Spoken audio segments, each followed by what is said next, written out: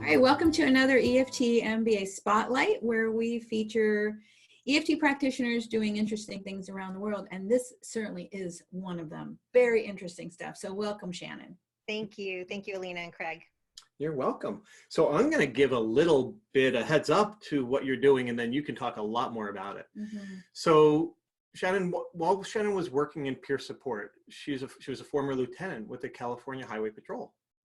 And it was at that time that she initially discovered her passion for officer well-being, being one, right? So after recently recovering physically and emotionally from her own life-threatening traumatic event, she personally recognized the importance of resilience preparation before trauma actually occurs. She's a creator of the Resilience Training Program. She has utilized her expertise in resilience building and wellness to create an interactive curriculum to help her clients rise up stronger through the adverse experiences inherent to the work and the job. So whether she's working a one-on-one with a client or speaking in a classroom or presenting at an international conference on stage, she's committed to bringing the exponential power of action and resilience directly to the law enforcement community to help them thrive through their careers by combining scientifically supported practices of neuroscience along with the mind-body connection. So there's so much to ask and talk about there. Absolutely. Yeah, wonderful, wonderful work. I mean, it's just so needed. But Shannon, I want to start us off by asking you how you found EFT.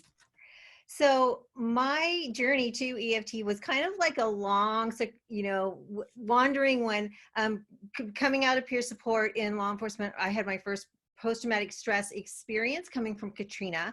And got really interested in the peer support program, followed that into hypnosis after I retired, and then hypnosis actually led me to EFT, and EFT has really become the cornerstone of my work when I work with clients. That's great.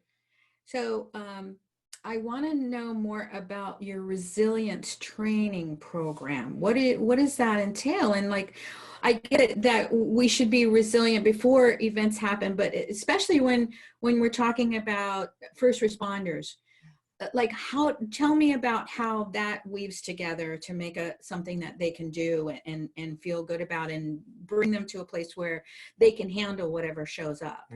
Yeah. So what I think is really important and what I realized, so I had my own really life-threatening traumatic experience about 2 years ago. And what I realized was because of what I knew ahead of time, I was already prepared to start helping myself process through that trauma. And it was because of the education of myself as an EFT practitioner, kind of a little bit about the neuroscience, the brain and all of that. And so I recognized that rather than resilience being something that you just have or something that you hope you have on the other end of an experience, that we can be really proactive in one preparation. So my program is actually resilience to the fourth power, and I have like 4 components of it. And the first component of it is personal responsibility, right? We have to commit to our own well-being. No matter what kind of training, especially in law enforcement, no matter what kind of training they bring in, if you don't choose to use the tools that you're given, then they're no good, right? So true. Right. Yeah, they're no good. So we have to make that personal commitment to make our own well-being a focus. The second part of that is I call resilience preparation. So what do you do before something happens? Because something happens for everybody in life at one point or another. But it's like taking care of our stuff from the past. So that's not already there. Taking care of things that are happening as they come along. If you're in a really stressful situation, then, I use EFT to reduce my stress. If I'm working with clients, I show them ways that they can help self-regulate, and doing that before, so you don't have a whole lot of stuff. Law enforcement says in your backpack, right? You're carrying things around your backpack. Right. Then the third part of that is resilience restoration. What do you do after a big event happens to you, or even a small trauma, right? What do you do with that rather than just putting away and hoping it goes away, or ignoring it, or suffering from the influences of it? How can you really be proactive in helping that process? And EFT for me during my healing and resolution of that event was huge in my recovery for that, to not have lingering stress trauma with that. So, and then the fourth part of that, the fourth part is the organization. And I liken what is the organizational culture? How does the organization, and I even liken that to the family, right? Your family can be your organization or your actual agency.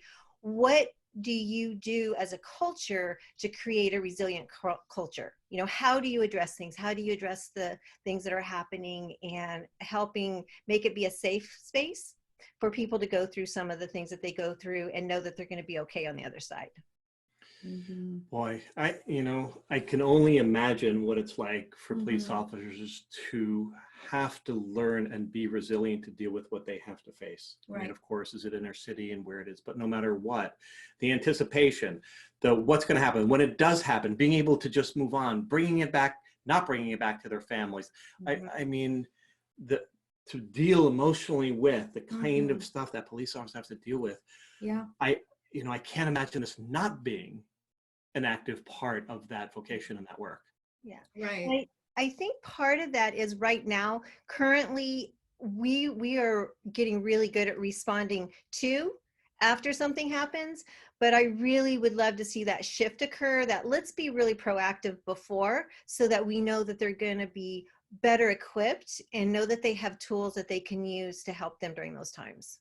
Yeah, just like disaster preparedness, way better if you've got things right. It's like emotional disaster preparation for law enforcement, right? I love that idea of that resiliency in advance that you're creating. Thank you. And so where could people find you? Where are you located? And do you offer things in person, online? How can someone find you? Yeah, absolutely. So I live way up north in California. So I could almost be called an Oregonian, but I'm not. So I'm that far north. But I work probably 95% of my work is done via Zoom. So I connect with people all over the place using the Zoom. And they can reach me at my, on my email at Shannon at resilienceforlawenforcement.com. Okay. And my website's under construction. It'll be up pretty soon. Okay. Great. And I wanted to also mention that you do this fabulous conference. Yes. Thank you.